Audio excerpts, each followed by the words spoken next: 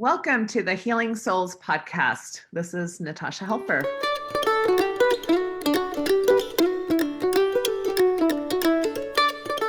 Today, I am really thrilled to have a friend and colleague, and actually supervisee of mine, Allan Alexander. He is a marriage and family therapist, got his degree from National University in California and works in San Diego. Pretty close to getting your licensure, which is a big deal. So super excited for you on that, Allan. Yes, my big exam is coming up the 21st of next month. Oh, it's a process. I remember those days for sure. I'm in frantic study mode. So yes. Thanks, cram grad school back in my head after several years of being away from it. Yeah. It was a second career for you, obviously, right? And so, yeah, that's exciting. Well, actually 3.0. So yeah, career 3.0. I love it. Well, recreating ourselves is always an exciting part of life. So good for you. Life's a journey. Well, the reason I'm interviewing Allan today is because he has a very fascinating job. Maybe, I don't know if you would use that term, but he works at San Diego Youth Services. And part of his work there is doing assessments for what's called CSEC, commercial sexual exploitation of children, or, minors. And so we're talking about kind of like 18 and under. And there's been a lot of hype here lately. There's been like conspiracy theories and groups and advocacy ideas. And I constantly see kind of on my Facebook feed, especially, or social media in general, like phases. It seems like there's these phases of fear-based information that is usually espoused by well-meaning parents, possibly even well-meaning organizations, that I think cloud the complexities and the information that really would actually be useful in understanding this very concerning problem of sexual exploitation in regards to minors that I would assume most of us have some concern about, right? So is that a fair intro to all of this, Allan? Sure, yeah. I mean, I'm always happy when well-intentioned people become aware of this issue, but I always like to make sure that we're myth busting and getting the facts out. Okay, so that's what we're planning on doing today. We're gonna myth bust and get facts out.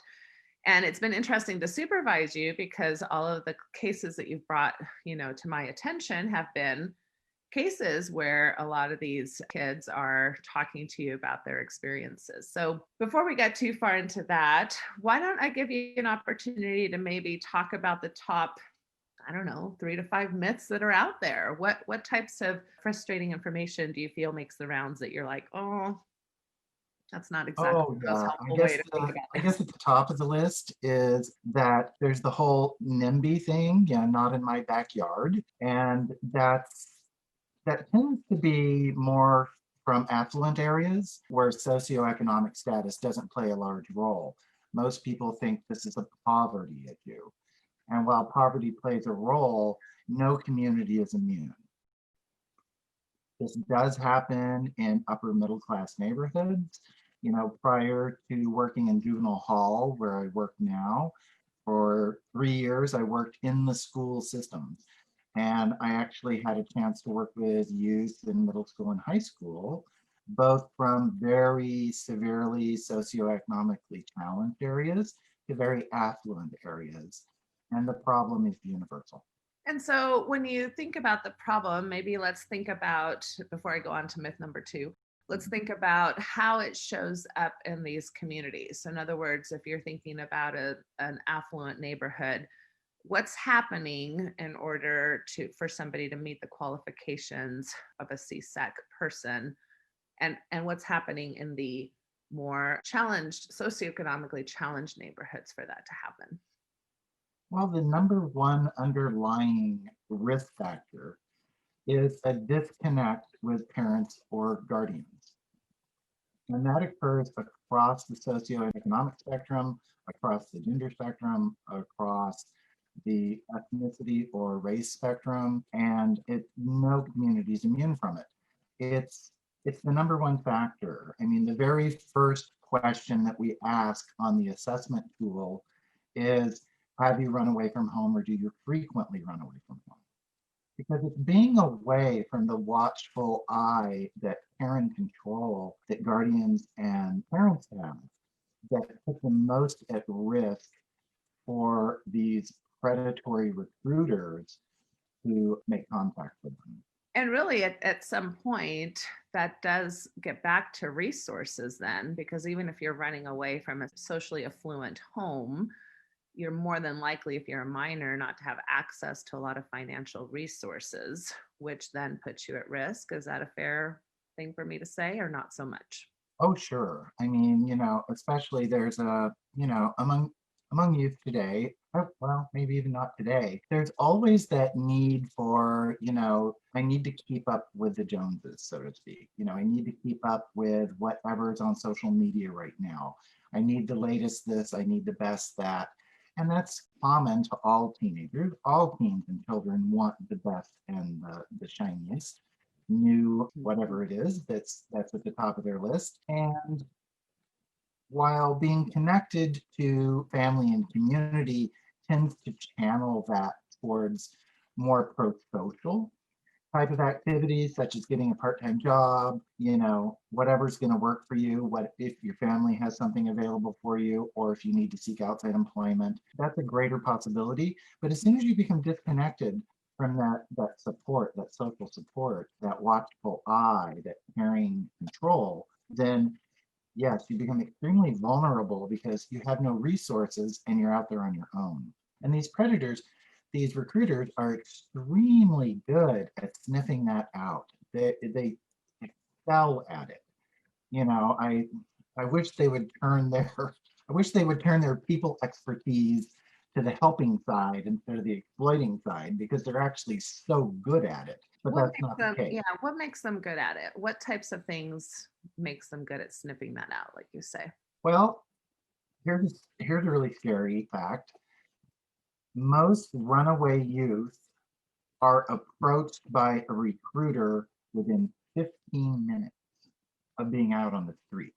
That's how good they are because they've got their own extra set of eyes and ears with other youth that they've exploited who are on the lookout for youth who are currently adrift.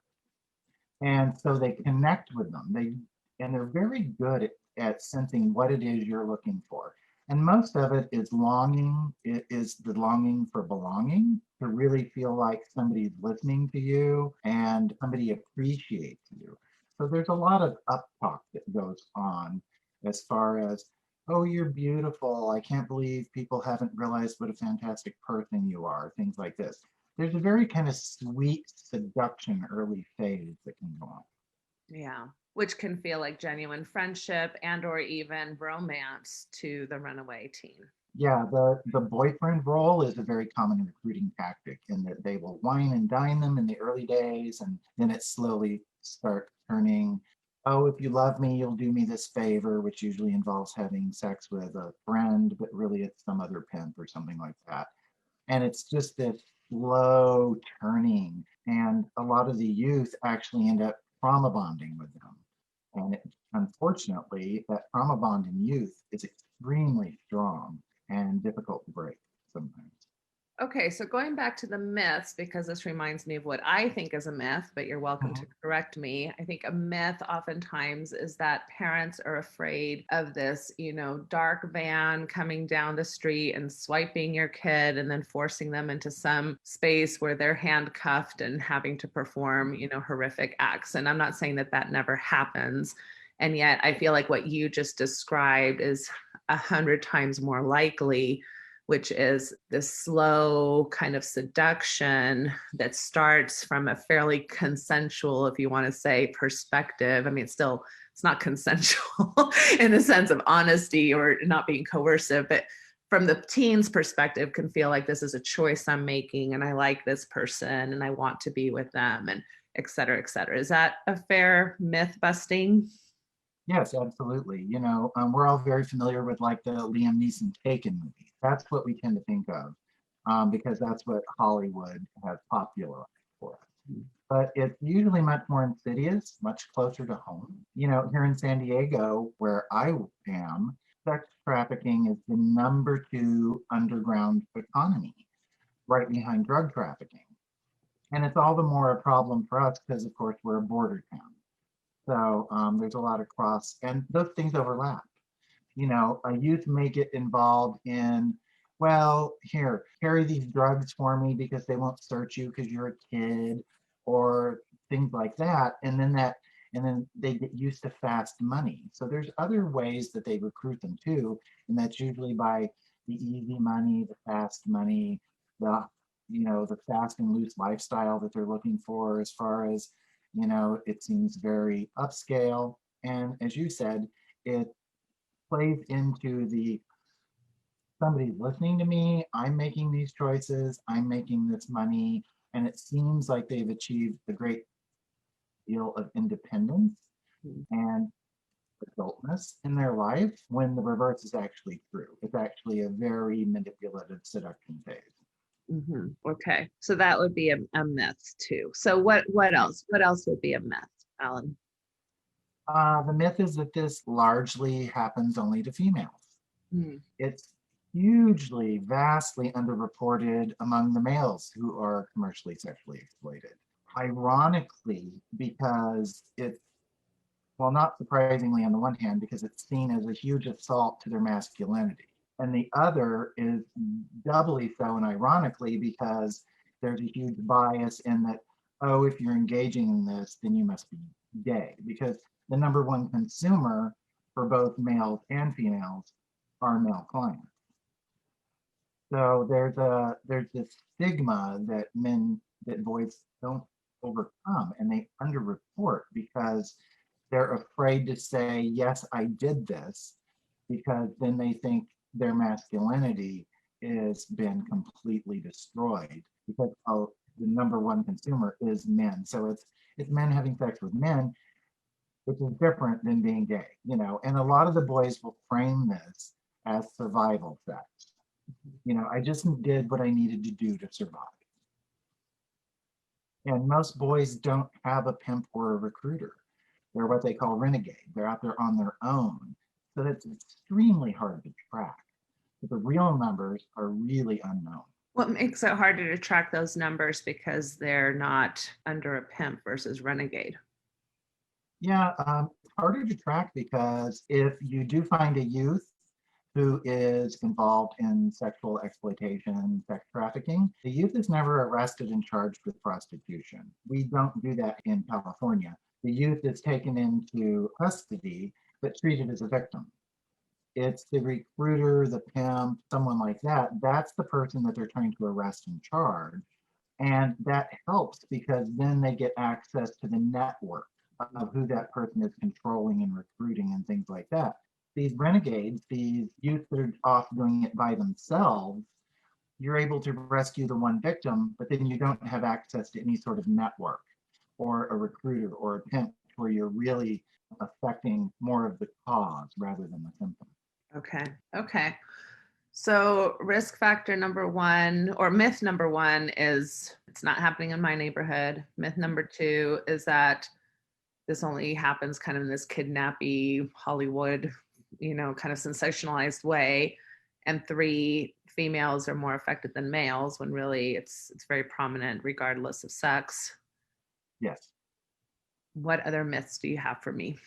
I think the next one would be that you have to be predisposed or somehow vulnerable to this, either because you're using drugs or you have some sort of mental health issue going on. And this can happen with perfectly healthy individuals, although being trafficked does lead to a lot of substance use disorders and mental health issues.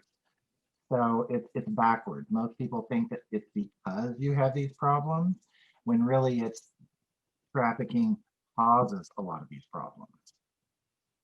That's really interesting. The chicken and the egg kind of assuming, yeah, for sure. Okay, anything else in the myth category? That it primarily happens to certain ethnic groups. Mm. That's not true.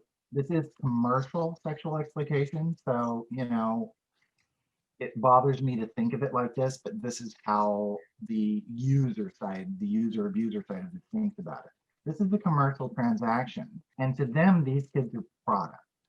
And when you think about supply and demand, which is how any business operates, there's a huge myth that this happens mostly to the African American community. And that's so not true. And when you think about it, the number one consumer of these services is Caucasian male. So simple logic follows, do Caucasian males only want to have sex with underage African American minors? No, of course not. It happens to all ethnicities because it's a simple matter of supply and demand. And that goes as far as crossing gender boundaries too, with the male and the female. So where are these statistics coming from that it's white male consumers? Tell me a little bit more about that. What do we know about the consumer side of this? Well, that's a national statistic that's upheld by, both the FBI and of course the National Centers for Missing and Exploited Children, many research studies and organizations out there.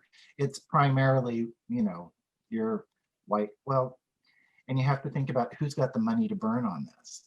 Who's got the extra cash to spend on things like this? Not that somebody who isn't, say, as affluent, person A versus person B, it's not always a matter of economics, but access equals abuse. And so it's the people that have more financial resources that end up with the access to these youth. And so there is a kind of a socioeconomic status going on there for the people who actually exploit the youth versus socioeconomic status has nothing to do with the youth themselves. Okay, so given all of those myths, then let's start talking about the facts. So of course, as you're debunking the myths, you're giving us a lot of facts. And yet, what if you would say, like you started off with risk factors. So you said the number one risk factor is being disconnected from like a parent guardian type mentor in your life. What are the other risk factors that we should be aware of? Any sort of previous involvement with child protective services or child welfare services, that's a very large risk factor because that already presupposes that there is a breakdown in the family unit. There's already a problem going on. So that kind of secondary, but it's also a very large part of what's going on. Truancy from school is a very large one. So for all your parent and guardian knows, your child left for school this morning, but then if they're skipping school a lot, if they're going off campus, if they're getting into the community, they're as vulnerable as a runaway youth is. Okay. Okay. Any other risk factors? Yes, and that would be any sort of trauma or violence in the home. And that may have been something that's been resolved, but trauma lasts, it plays itself out throughout a child's developmental life and even their adult life. So even though the trauma may have happened, and it doesn't have to have happened to the child themselves, domestic violence can play a large issue in this as well. Children who witness domestic violence and that broken home, it plays a very large role, especially for young female, because without a positive male role model around, then they're much more susceptible to that seduction by other males, adult males. Well, and I'm glad you talked about that because when you talk about disconnect, I think about emotional disattachment, right? Like maybe parents who aren't that involved or et cetera. But what you're discussing now is much more the trauma, the abuse, if a child is being sexually or physically abused in their own home, et cetera. Sorry, I'm letting my doggies out. They're trying, in a sense, to escape from running away. It's not just that they want attention or that they want connection. They're escaping their own levels of violence in their own homes. They are, yes, very much so. Especially if they've been physically abused. And kind of the hidden flag among youth is emotional abuse. So it's that emotional disconnect, like you just talked about. It's that lack of support, that lack of esteem building, that lack of feeling that they have somebody they can turn to, that they can really talk to. And when they go looking for that outside of the home, it's, it's like swimming in shark infested waters out there. they're vulnerable, and those sharks are really good at identifying who the prey is. Right, right. Yeah, and emotional abuse being like belittlement, name calling, putting a person down. A lot of, I believe, I would say another risk factor is probably LGBT youth, right? In Oh, regards to, yes, very much so, because those youth tend to disproportionately be kicked out of their home. So they're forced into that situation, whether they were looking to go there or not.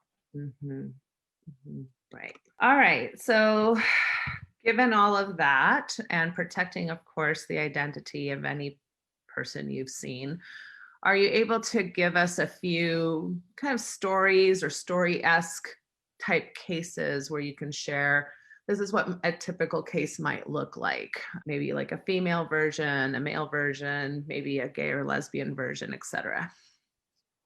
Sure. I've got an example of a youth I worked with who was released from juvenile hall, didn't have the best relationship with parents. In fact, the youth had requested to be sent to a group home, which surprisingly is another risk factor because placement outside the home.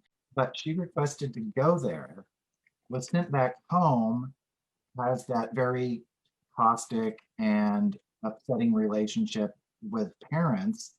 So ran away from home.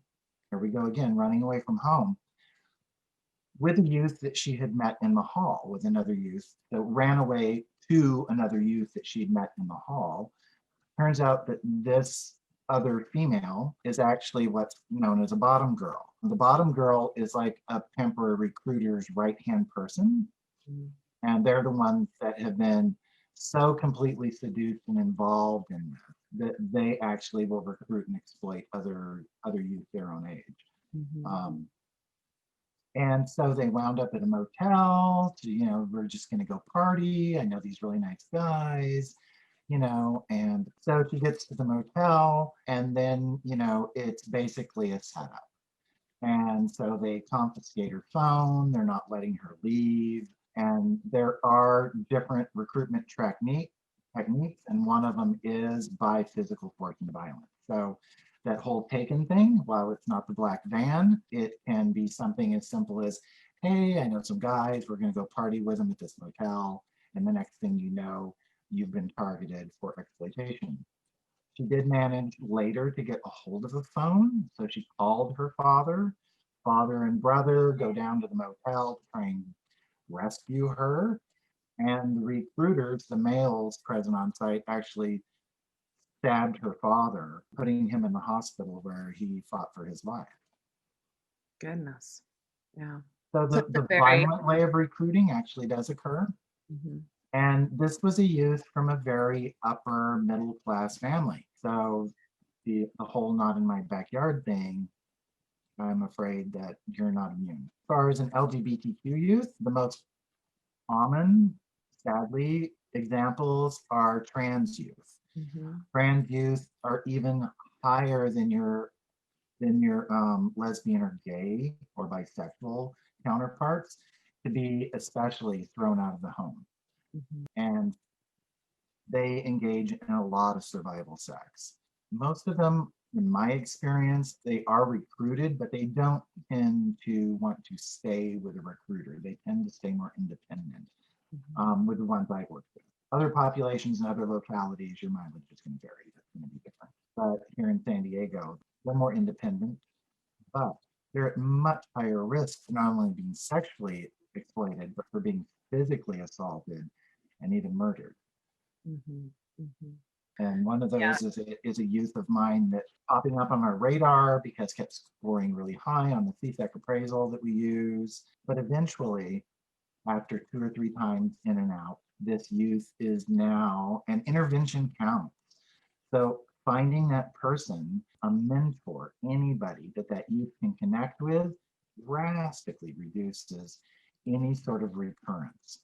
Mhm. The recurrence rate goes way down if you can just connect them to one caring adult who can show up in their life and be there. For this youth, it happened to be a transition mentor, which is an adult trans person who's gone through the process. But once that youth was able to find somebody that actually understood what they're going through and was able to form that stable attachment and could look up to them, could rely on them, and felt they were being heard and understood, the any sort of sexual exploitation or survival sex has stopped.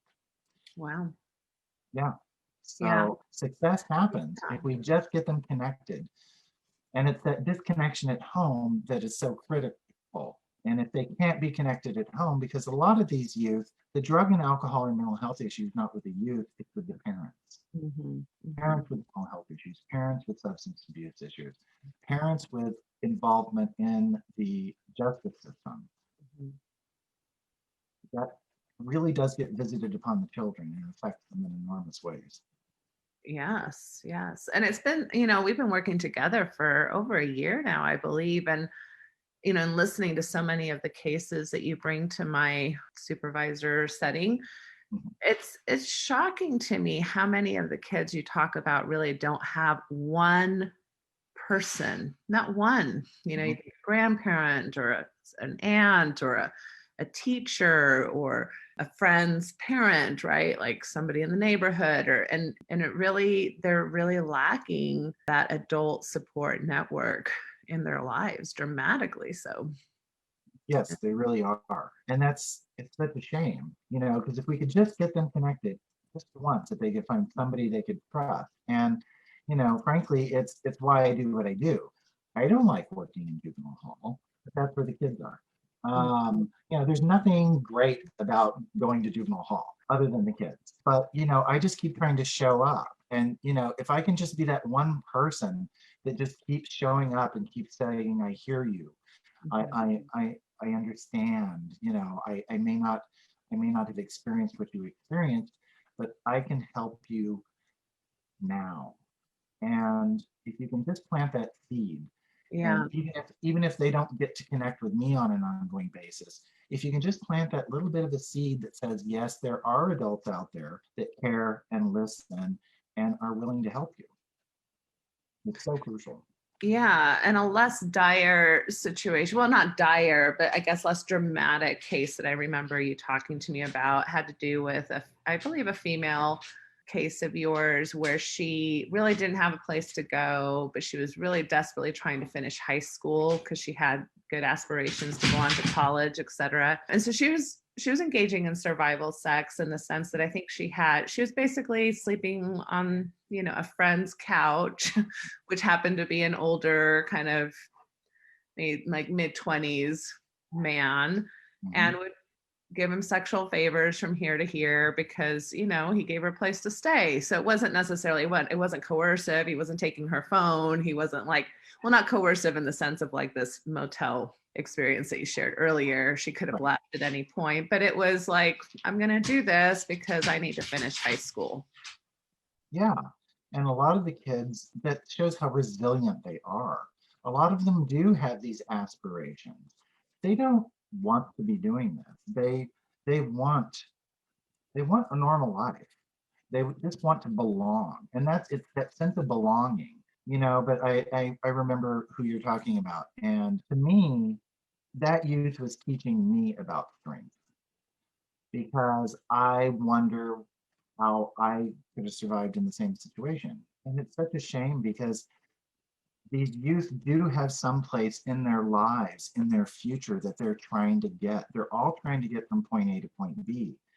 And it's getting from point A to point B. Is somebody going to help them get there? Are they going to do it in a healthy way or are they going to do it in an exploitative way? Right. Well, so given that you're in the system, what are we doing well? And what are we not doing well at all? So in other words, when people get all up in arms and they're all hyper and we've got to stop sex trafficking, I feel like a lot of times those efforts fall very flat because we're not really addressing societal issues, poverty, resource issues, group community issues, mental health issues. Like our monies traditionally in this country don't go to a lot of those types of kind of foundational building blocks for communities. So I don't know, teach me where I am or I'm correct or I'm off. No, it's true. The revolving door in juvenile hall, it's ridiculous.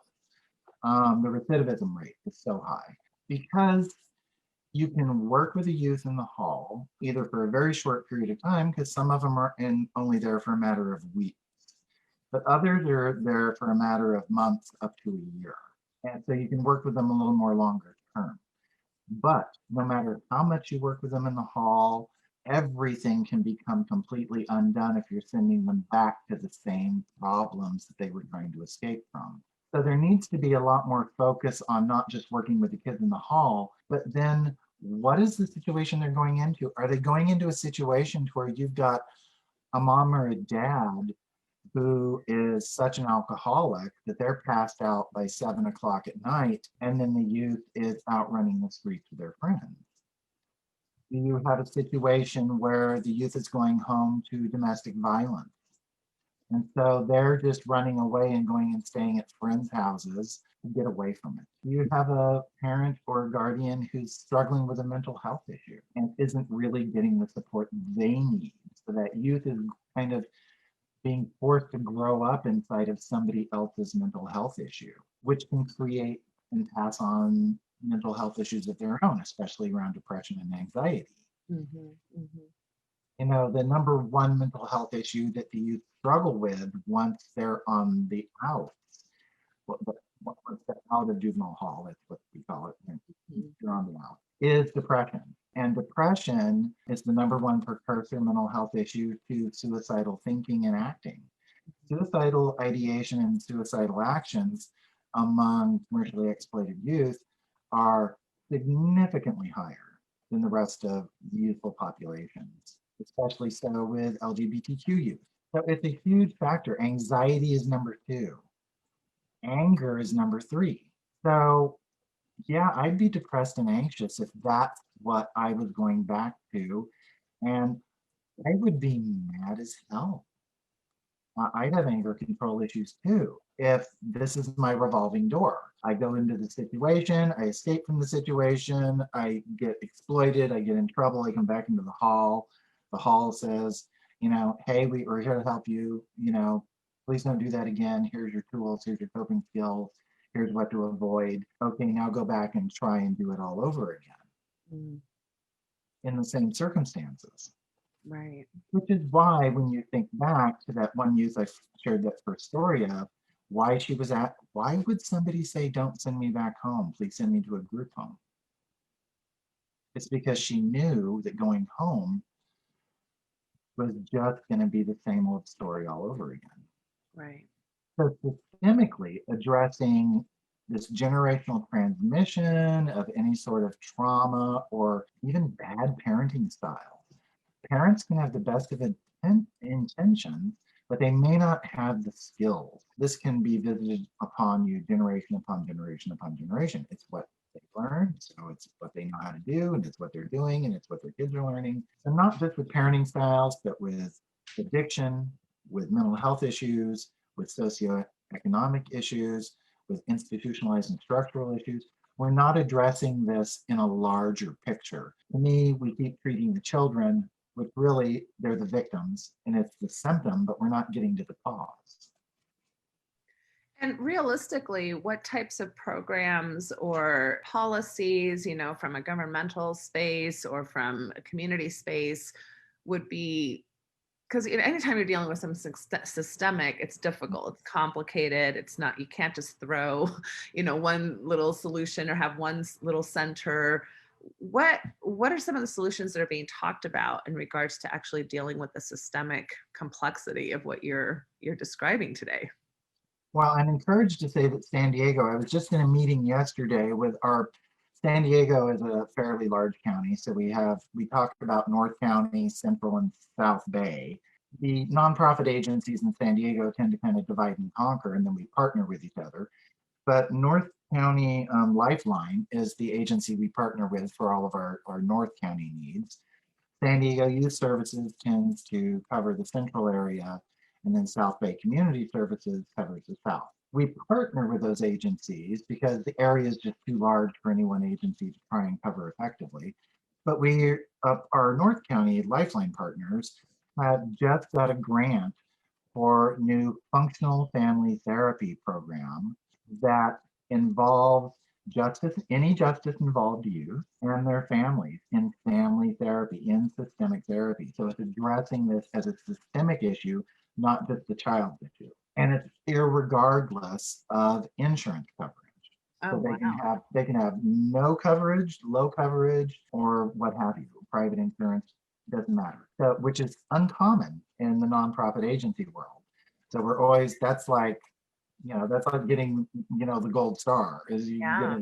you get funding that doesn't have to meet some sort of insurance requirement. And we're really excited about it because it's going to be able to serve youth in their family environments so that we're actually changing things at home so that when they go back home now, they're getting the support they need and the change is occurring where it needs to change. The parents are getting the support. Their siblings are involved, extended family. The only requirement is that it involves one guardian, but there's no limit to how many people it can actually accommodate. It could accommodate a multi-generational family.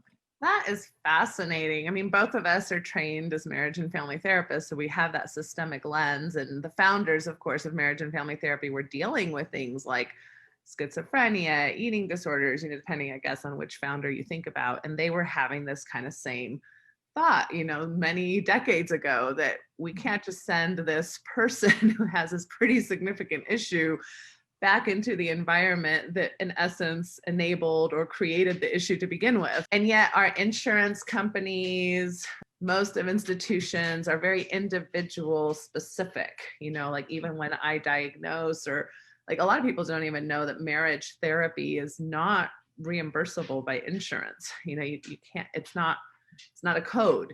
You have to have an individual who has a problem, and then you can do some family therapy, and maybe that will be covered or not by your insurance company. We really miss the systemic thing. You're not just treating an individual, you're treating a systemic problem. And right. And it's ironic. Here I am, a marriage and family therapist, associate marriage and family therapist. I just want to put that out there for California. yes. And even my own insurance through my own agency, which is so focused on family and youth and families, it's in our name. We do youth services, but we're always engaging family. That's our goal, is to be systemic. But even our own insurance for mental health services says no relational therapy is covered. So it's to me, it's just crazy. It's just crazy. Well, and we don't use that word with people with mental health issues, but I'll use it for policies that make sense. Yes, right. No, and the research shows that systemic work is much more effective in the long run anyway. And so you'd actually save money if you treated the problem correctly versus having this kind of chronic ongoing issue that you're throwing money at. So please, for those of you who are voting, consider these types of issues in regards to, local, community, and national policies that have to do with community mental health, which Absolutely. is such an important part. And I know a lot of people get caught up in economics and, well, what's in the best interest of financial policies and all that. And yet these issues, mental health and community issues, cost communities millions of dollars in all kinds of ways that it shows up, whether you are a business owner, but you've got employees who are struggling with these kinds of issues. And so now your employees aren't as effective, in providing value for your company, whether it's your community taxes. It's just a mess. We have to address this in more smart ways. So, I had a youth in the hall kind of sum up her understanding of the problem, her problem, and the problem. In that one day she looked at me and she goes, I feel like I keep getting in trouble because I'm driving a car that has a flat tire and broken headlights. And then you guys come in here, or I come back in the hall, and then you guys keep telling me that I need to change my tire and I need to get better headlights. She says, but I'm the kid. I can't do that. So I keep getting sent back into that same car to continue my life journey, and I still have a flat tire and broken headlight, Yeah. which of course I keep getting in trouble for. And for an analogy to that of the car being the system is so apt, because if we don't change how they're getting through life with their family, what they're struggling with, what the real issue is, then yeah, we just keep sending them back to that same situation over and over again. Yes, yes. Well, you know what they say, out of the mouth of babes usually comes some of the wisest insights. Yeah. So in preparing for this, I'm not exactly sure what you had hoped to share, and I'm not sure if my questions necessarily, covered the spectrum of what you were hoping to talk about today. So is there anything that I'm not covering that you'd like to make sure and fit in here at the end? Just that, you asked what we're doing well, and I just want to let everybody know that I'm especially concerned during this period of COVID, especially because more and more things have moved online like this. And the way that I do business, I meet with a lot of my youth through telehealth and everything now. And I just want people to know that there's been a huge spike in the sexual exploitation of children through electronic means during this time of COVID, doing like, video and camera, I think what the older generation or most middle America out there is going to think of what they'll relate to is like the peep shows or whatever, that kind of thing. Mhm. But the online cam shows and things like that has really started to become an increasing problem. Yeah. And that can be happening in your own home, right? I mean, right in your Yeah. I mean, spectrums, right? if your youth has a phone, Yeah. it's Right. got a And camera. right, right. And before everybody goes wiggy, because Exactly. they all have phones and they all have cameras. Yeah.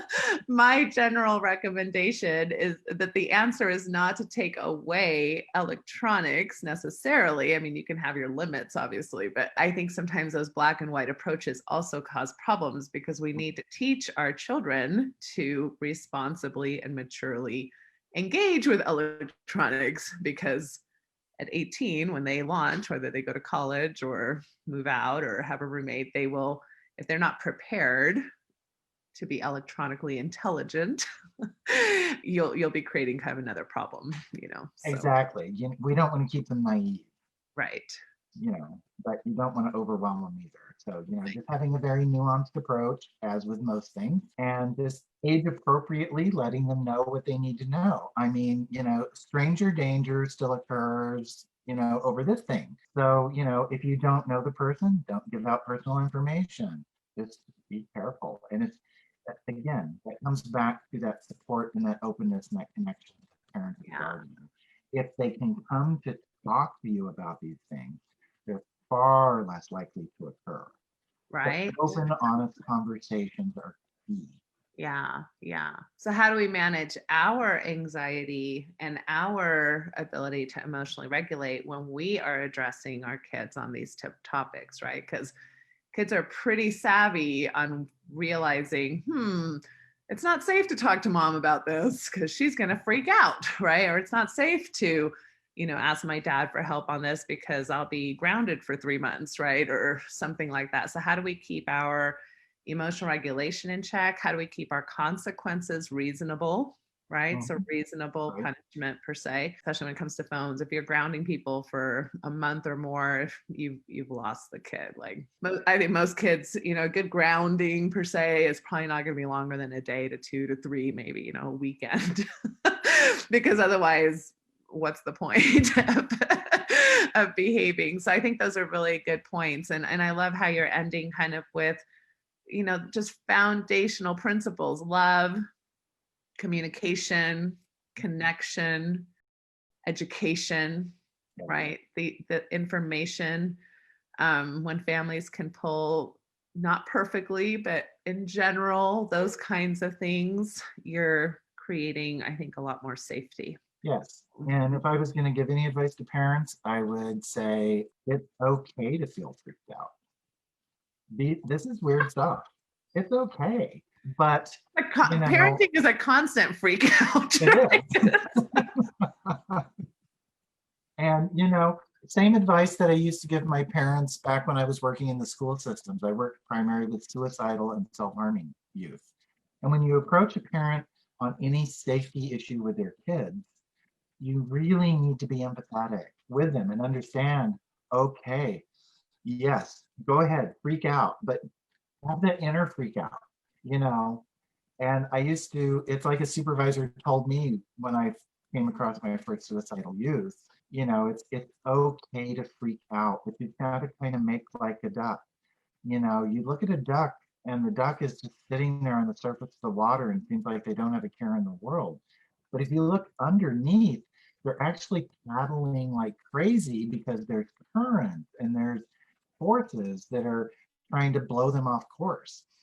So, making like a duck really does work. If you, and, in psychology, we call it fake it till you make it. So just fake that calm. It's Yeah. okay to be freaking out inside, having that inner voice going, what the hell is going on? But then the words coming out of your mouth need to be a little more caring and empathetic and understanding because you want to open the communication, not shut it down. Yes. Yeah. Take breaks if you need it, go to your room. I'll be with you in a minute. Right? If I need to, if I need to contain myself.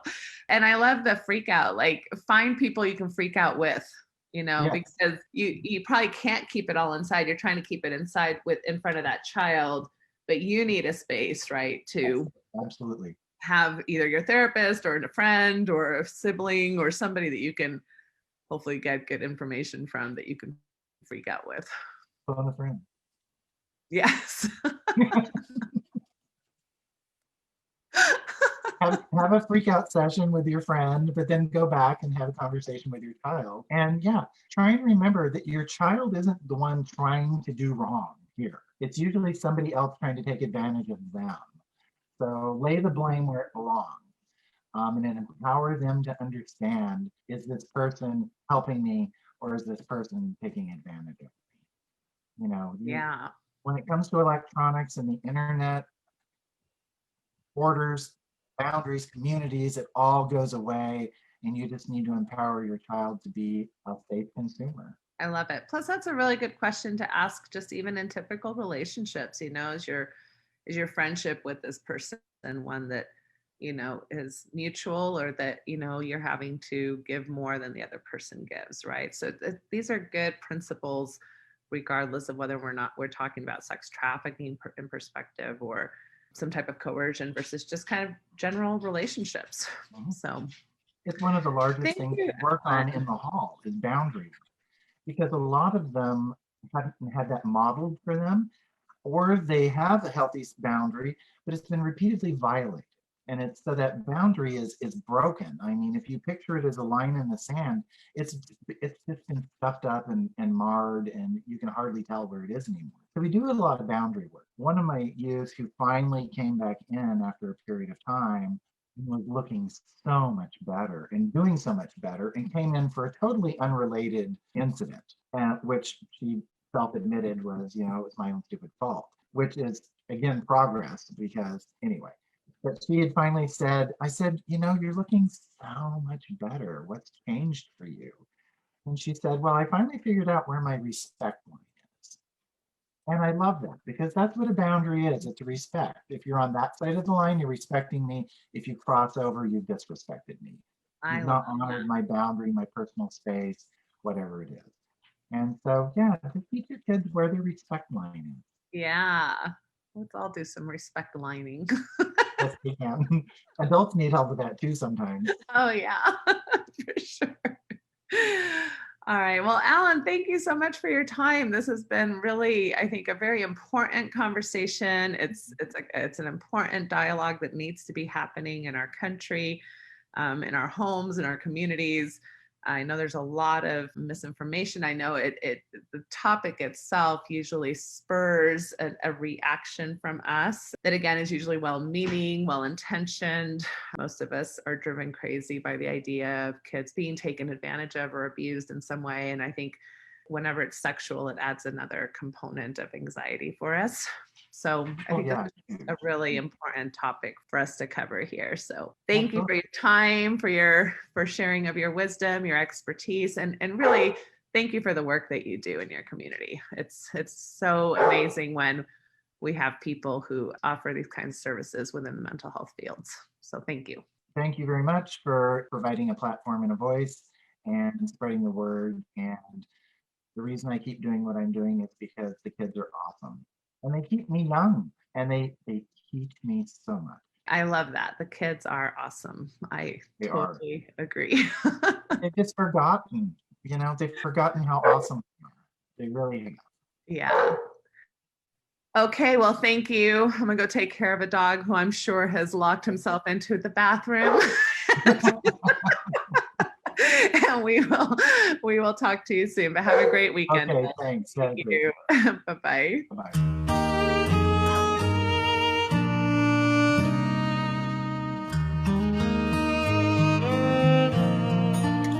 There is a place where time slows to nature's pace, and there is space there to find yourself in her embrace.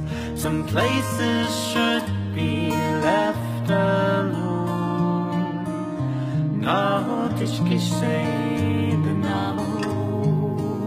so we can always go to the homeland of the heart.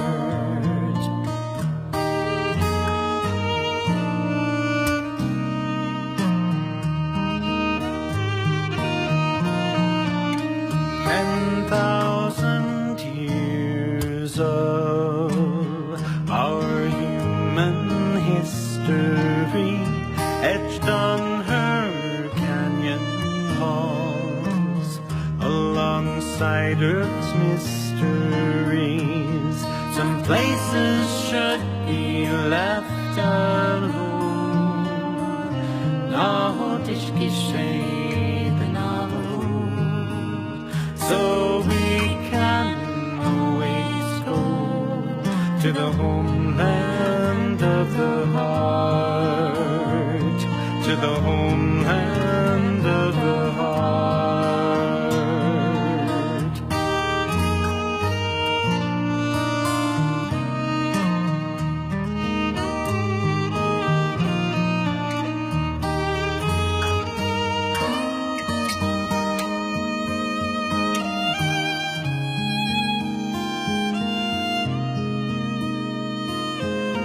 Deep in our cities,